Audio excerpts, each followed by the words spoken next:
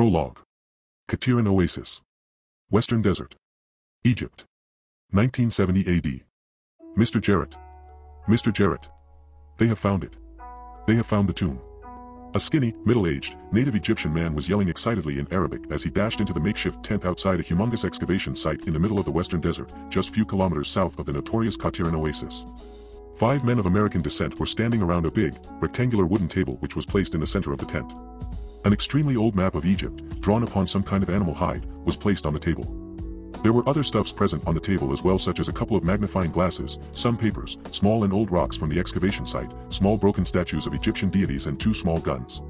A couple of native Egyptian men were also present inside the tent, hired by the Americans for their errand. The sun was setting in the west, but it was still very hot outside.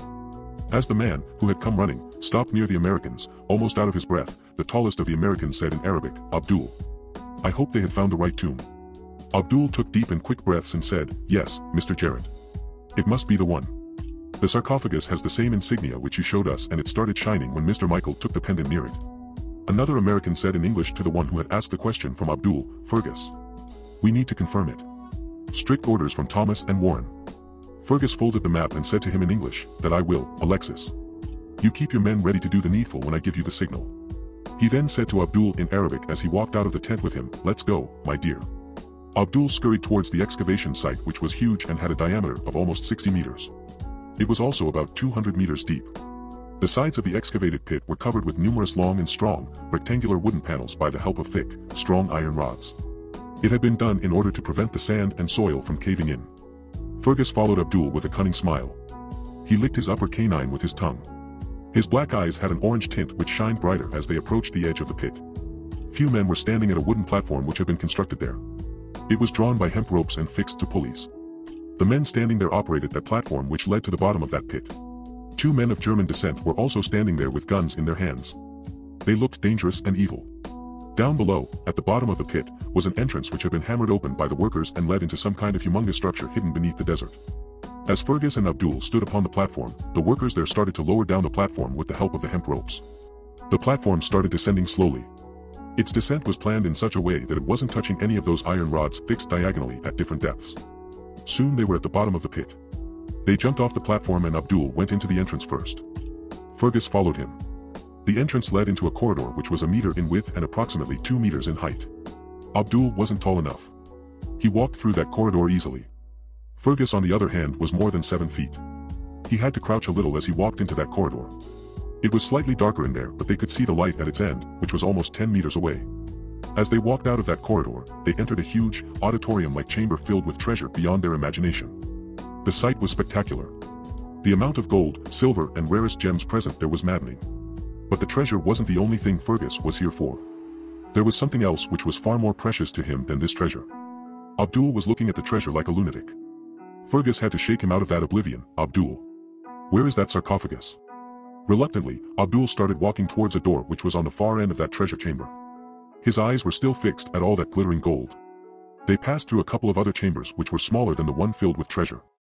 Those smaller chambers had huge statues of Egyptian deities, especially Ra, Osiris, Seth, Anubis, Horus, Thoth, and Khnum. Other chambers had smaller statues and engravings and paintings on the wall from top to bottom. Stories were engraved on stone walls in hieroglyphic language. Finally, they walked into a big chamber which had a large stone platform in the middle. On that platform a big sarcophagus, made of pure gold and studded with precious gems, was resting. A huge sphere made of stone was present in the north of the sarcophagus and a huge sundial was present in the south of it. The chamber was rectangular in shape and had huge statues of Osiris and Horus on all 4 corners. A huge statue of Egyptian god of death, Anubis, had been suspended exactly over the sarcophagus. Friezes made of gold were present on the walls of that chamber. Few workers, who had discovered that chamber, were also present around on the stone platform. 2 American explorers were standing just beside the sarcophagus, reading the inscriptions on it. Fergus said in an excited voice, "Finally, Michael. We found it."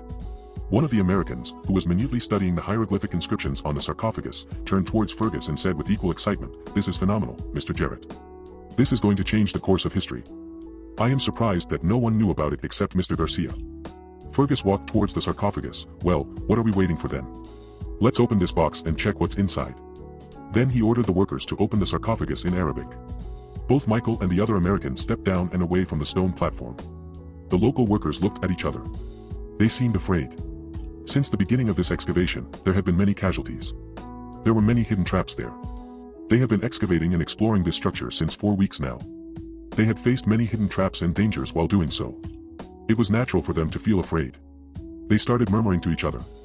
Fergus asked loudly in Arabic, "What's the problem? Are you all afraid of a dead body?" The workers looked at each other and then at Fergus. Abdul said in a worried tone, "Mr. Jarrett. They all are afraid of this tomb. They think it is cursed. So many workers have either died or have been gravely injured since we started digging." Fergus said in a mocking tone, "If I had a dime for every frickin' time that was said to me, I would have a swimming pool filled of coins." We all saw how much treasure is present in this hidden pyramid. It would be foolish to think those who made this pyramid wouldn't have set traps here. Every pyramid has some. You, local people, know better about it than us. Abdul said in a low voice, "But Mr. Jarrett, this one seems different. It gives out a negative vibe." Fergus said out aloud, "Discovery seeks strength and courage, my dear. And don't worry. You all will be paid well. You all will have some share of the treasure. You will get filthy rich. Just think about all the things you can buy with all that money you are going to get. Now, come on, let us open up this son of a bitch and get over with it." When the workers heard that Fergus was offering some portion of the treasure to them, they felt a little happy and motivated. They lifted crowbars and other instruments to open the sarcophagus. They first chiseled off the stone borders of the sarcophagus and then started to pry open the cover. They all were shouting loudly, motivating each other for applying more strength. Fergus, very cautiously, moved back a little. Everyone else was lost in the sarcophagus. The level of suspense inside the chamber was indescribable. The men tried hard to pry open the sarcophagus, and soon their efforts showed result. With a loud hissing sound, the pressurized mixture of salt and acid escaped from inside the sarcophagus in all directions, and the poor men near it wailed loudly with extreme pain. Those who were standing away from it remained unharmed, but the workers who had opened the sarcophagus died a painful death within the next few seconds.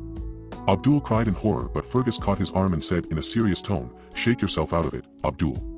He then waited for a few more seconds for any other trap to show itself. But nothing happened. The lid of the sarcophagus was open and off a few inches. The American explorers there were terrified but tried to act normal. They had seen many deaths since the inception of this excavation. Fergus slowly walked towards the sarcophagus. He saw the glimpse of the mummified body inside that sarcophagus. Fergus' eyes were searching for something in it. He pushed the lid away and it fell on the other side. He frantically started searching everywhere around the mummified corpse, but whatever he was looking for, he couldn't find it in there. He roared angrily, "Damn it! It's not here. Why is it not here?" The whole chamber shook with his roar. Everyone was perplexed by Fergus' behavior. However, before anyone could understand or ask anything, gunshots started and both the American explorers inside were hit with bullets. They fell dead at the spot.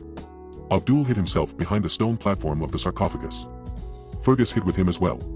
Abdul was badly scared. He asked from Fergus, "Mr. Jarrett, what's happening? Who is shooting at us?" Fergus hadn't seen who was or were shooting at them, but it seemed he knew who they were. He sounded sure when he said to himself, "Finally. Thomas was right about them." He then looked at Abdul and smiled cunningly. He took off his t-shirt and gave it to him as he said, "This is one of my favorite t-shirts. I don't want it to be wasted. Keep it. I will be back to take it from you." Abdul was too shocked to say anything. With a loud, echoing, primal roar, Fergus stood straight. Without thinking about the flying bullets, he dashed towards the chamber's entrance from where the bullets were coming. Abdul started crying with fear. He was clutching the t-shirt in his hands with all his strength. He could feel his heartbeat rising rapidly. His vision started to get hazy.